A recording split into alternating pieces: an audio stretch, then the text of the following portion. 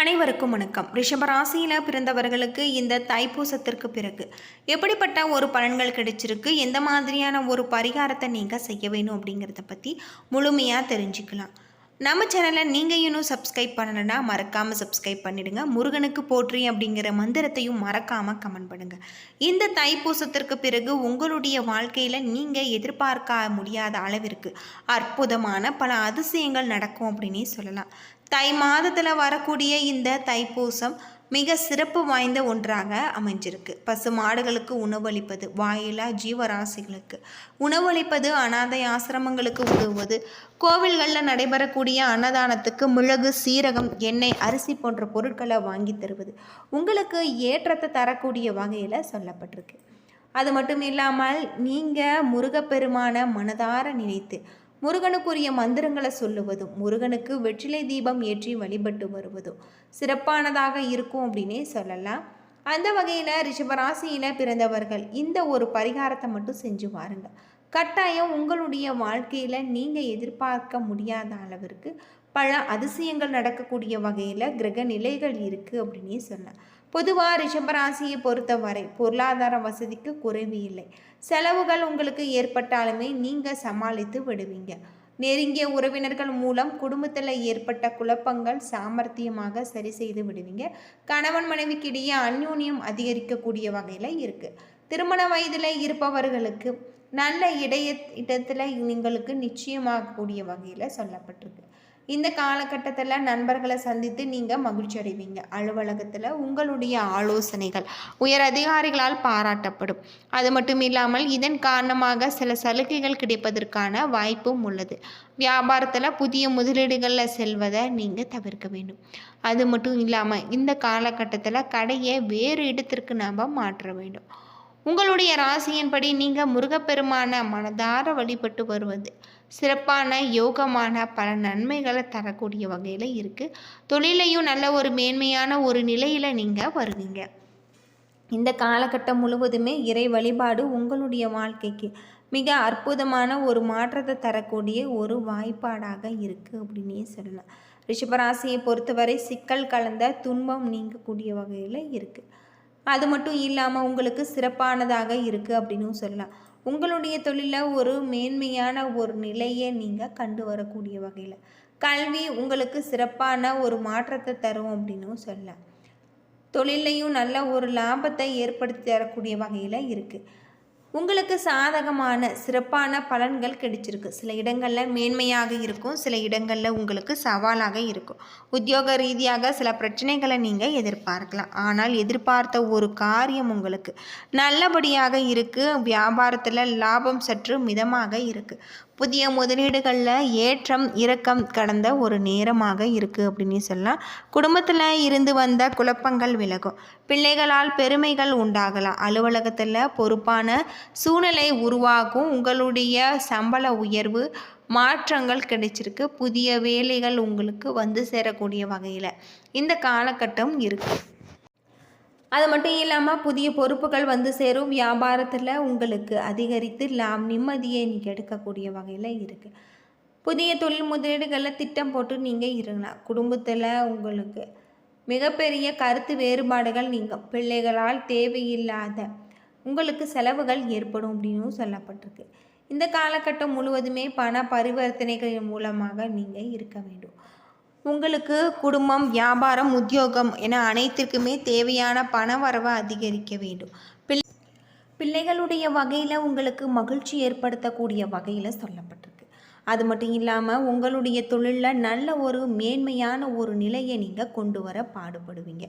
இந்த காலகட்டத்தில் உங்களுக்கு ராசிநாதன் சுக்கிரன் மறைந்திருப்பதால், சுயசாரம் பெற்றிருப்பதால் ஆடை ஆபரணம் வாங்குவதில் செலவு செய்வீங்க. உத்தியோகத்தில் இருப்பவர்கள் நினைத்ததை கடைபிடிப்பது நல்லது. பணி நிமித்தமான வெளியூர் பயணம் செல்ல வாய்ப்பு இருக்குது. குடும்பத்தில் இருப்பவர்கள் உங்களுடைய யோசனைகளை கேட்டு நடந்து கொள்வது மனதிற்கு திருப்தி தரும். கணவன் மனைவிக்கு இடையே இருக்கக்கூடிய அன்பு நீடிக்கும். பூர்வீக சொத்து கைக்கு வந்து சேரும். பெண்களுக்கு உங்களது ஆலோசனைகளை கேட்டு அதன்படி சிலர் நடந்து காரிய வெற்றி அடைவாங்க. கலைத்துறையில் உங்களுக்கு இருந்த போட்டிகள் அகலும். அரசியல் துறையில் நீங்கள் செய்யக்கூடிய காரியங்களில் இருந்த தடை தாமதங்கள் நீங்கும். மாணவர்களுக்கு வீண் அலைச்சல் குறைந்து கல்வியில் உங்களுக்கு கவனம் செலுத்துவது இந்த காலகட்டத்தில் நல்லதாக இருக்கும் அப்படின்னே சொல்லலாம். அது மட்டும் இல்லாமல் உங்களுடைய தொழிலையும் மேன்மையான ஒரு நிலையை நீங்கள் கொண்டு வருவீங்க.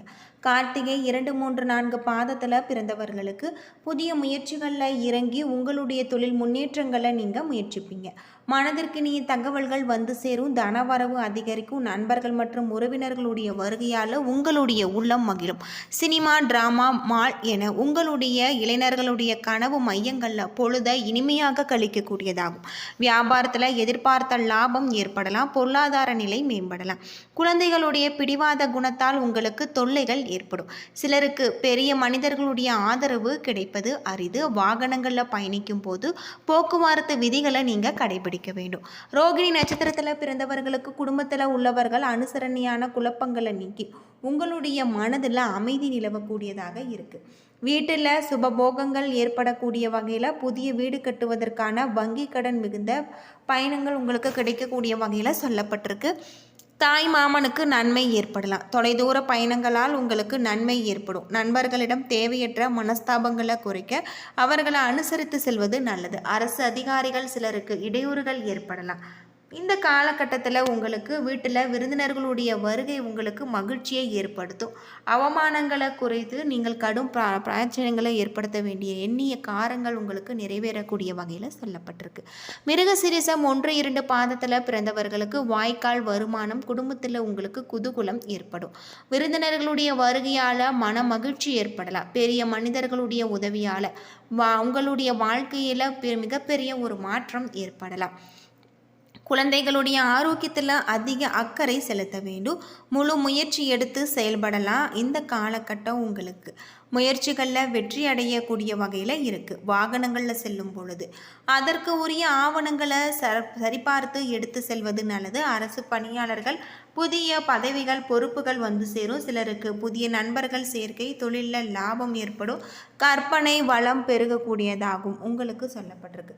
தாய் மூலம் நன்மைகள் ஏற்படலாம். இந்த காலகட்டம் உங்களுக்கு சிறப்பான யோகமான பல நன்மைகளை ஏற்படுத்தும் அப்படின்னு சொல்லப்படுது. உங்களுடைய ராசியில் சூரிய பகவான் மிகப்பெரிய மாற்றத்தை தரக்கூடிய வகையில் இருக்கார். மகர ராசி பயிற்சியானது இவர்களுக்கு வாழ்க்கையில் மிக தெளிவாக கொடுக்க போகிறது.